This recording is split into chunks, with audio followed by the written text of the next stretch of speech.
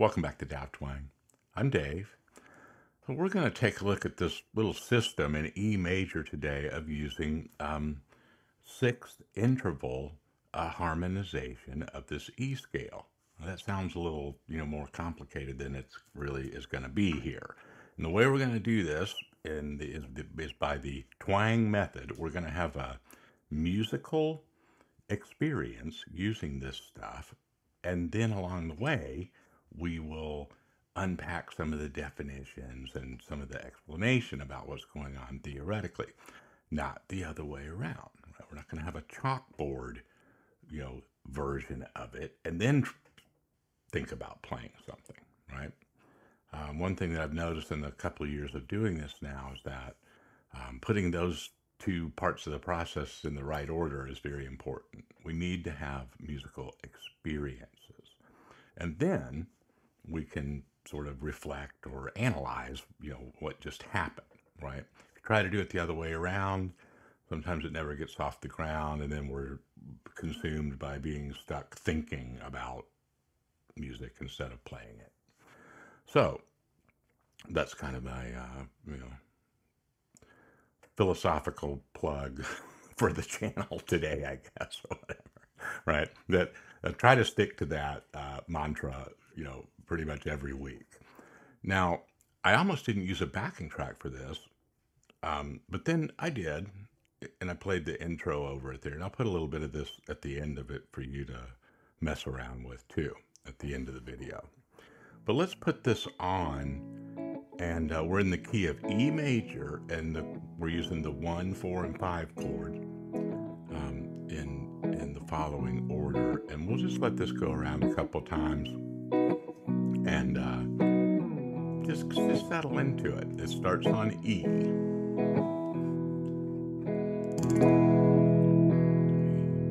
There's 3 measures of that first E, and that's a little different. 2, then to the 4, A, back to the 1, now up to the 5 chord, B, and back to the 1. Okay, one more time around. Do your own thing with the strumming.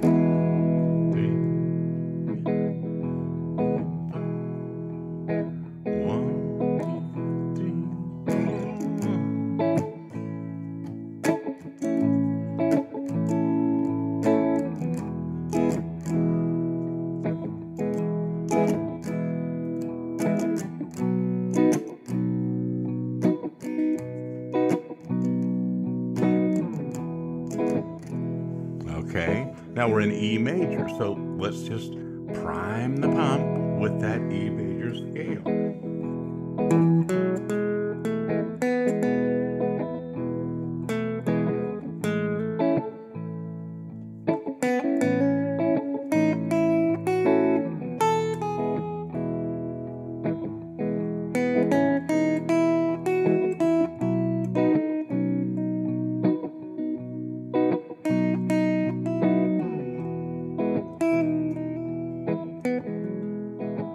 Okay, I've already got kind of a sense of the melody because I've been doing this for, a half an hour already, right? So don't worry if you just are kind of starting with the scale.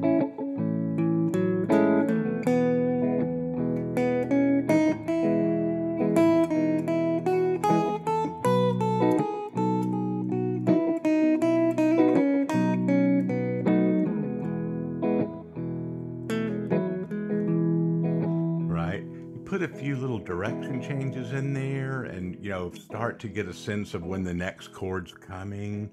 Be patient. Listen to what you're playing. Don't just think about it. Look at it. Listen.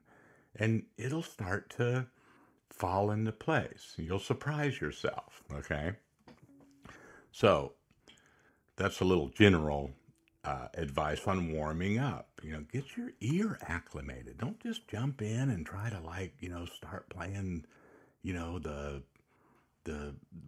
the 5, hottest licks ever known to man or whatever. get warmed up, all right? Figure out what key you're in. Let your ear acclimate to that. Things will happen so much easier for you when you do that because you're relaxed. You're already soaking. You're already swimming in that key, right? And if you just kind of jump right into the licks and stuff, your ear doesn't really have any context of what's going on, right?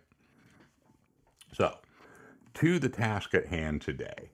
Now, I'm going to play, I think, something pretty close, hopefully really close to what I did in that intro. But if it's a little bit different, that's okay. And then we're gonna use that as our example. So I'm going to start on E with one of these little 6 interval chords.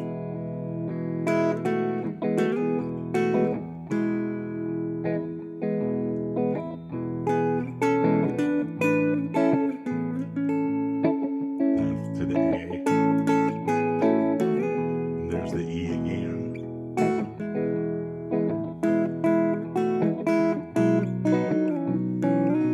B. Back to the 1. Okay. Now, probably wasn't exactly what I did in the intro, but like I said, I've been doing this for a little while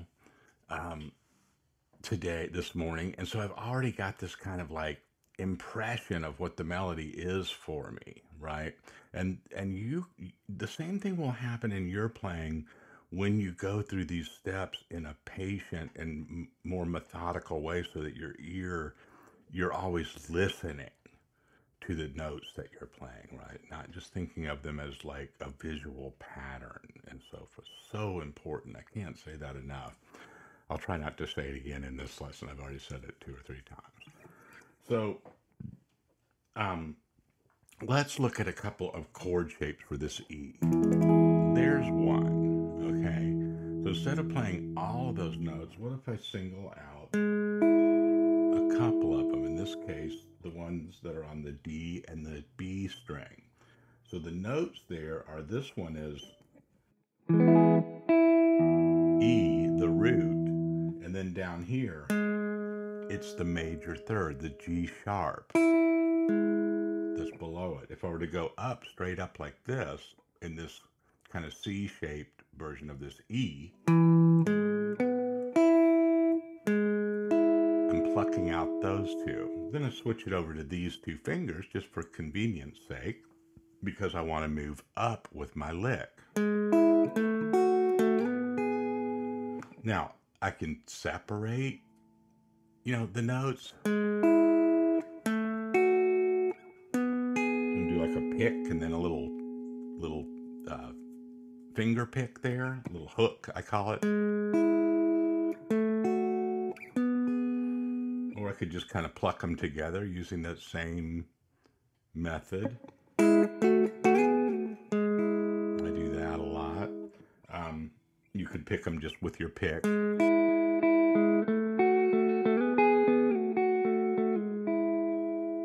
Okay.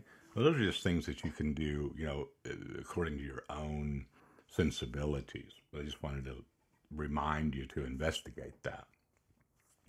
Now, melodically and harmonically, really, here we've got, that root and that major third. Okay, now if I go up to this shape for E, this is all on E. Go up to here, we've got another, if we separate out these notes, we're going to have some triads and some duplicate notes in there, So we take most of that away to where we're left with these 2. So they're both on the 9th fret, the B string and the D string, and our notes become the G sharp again, just a higher octave of that third that we had down here. Root, third, and here we've got a third and this note B, the 9th fret of the D string, okay? that's the fifth. Oops, sorry. Okay, I'm looking at the screen instead of just feeling where I'm at. Okay, so that's the fifth of E. So we've got a major third and a fifth. So see what happens when we put these two together? We've got a root third and fifth, right? And that's really cool because they don't happen all simultaneously. They happen with like a motion, right? So there's like a movement to the chord, but it's still being voiced as a triad. That's cool. All right. Now some of the embellishments, well, one more melodic thing is you can put the note that's in between on each string that's still in the scale, the E major scale, and harmonize that up and back. So you get, and you can just kind of hang your hat on that. You don't have to kind of analyze that too much, but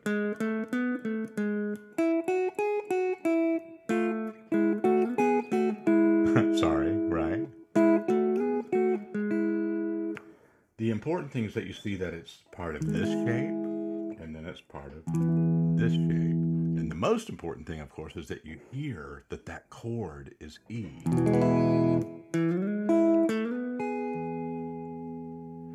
Then some of the embellishments you can do right away are little tension moves, like coming down, you know, from that position there, 1 fret and back up. Or maybe you walk it between the two.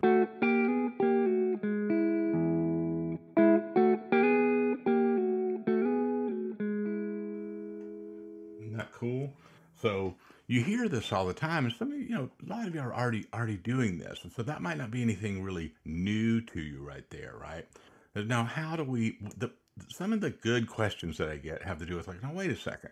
When we go up to the next chord, you know, if we go to the 4,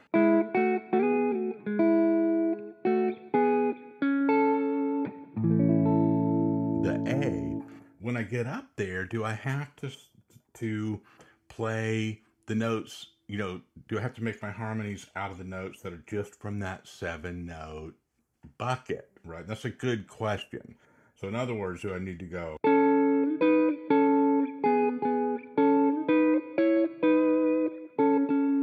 You certainly could.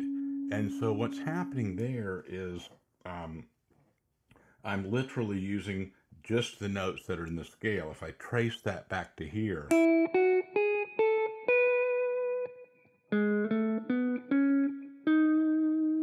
right? If you do the work on that, you put all that together.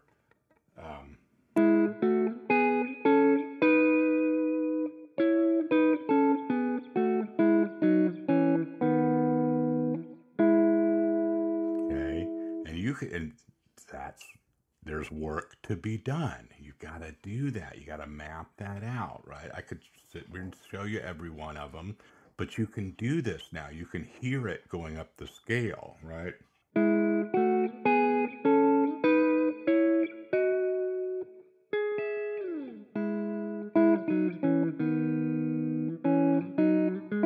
I'm just sticking on these two strings. I'm not going down into and up into the other string sets, just to kind of keep it so it really makes sense for you. Now, you can also, and let these two things coexist, right? You know, I know there's a conflict here, you know, that's implied in this, but don't worry about it. Let your ear be the judge. You can also go up to the 4 and do like a similar routine that you did here, where you're treating that chord as like its own sort of standalone triad.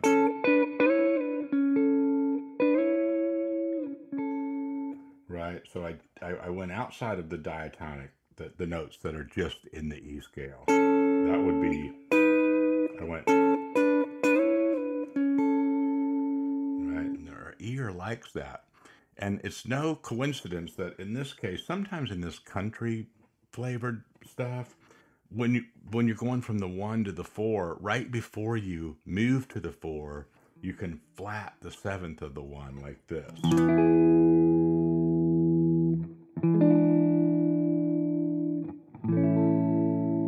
Okay, and it just so happens that when you do this,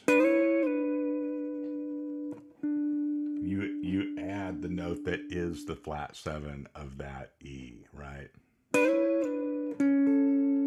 Okay, so I don't want to, overcomplicate it, but either one will work and depends on where you're going, right? But one of the things you want to do right away is just harmonize that whole scale diatonically, meaning stick to the notes that are in the scale. And when you go to each chord, you will be, looking for the shapes that we discussed about the E, right? So if I went to the A, right, B,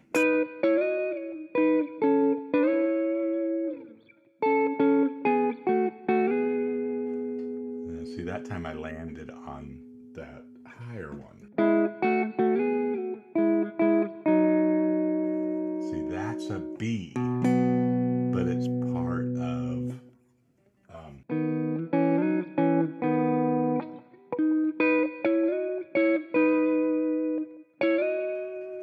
so you've got the diversity in this comes from having those two options all the time, right? I could go.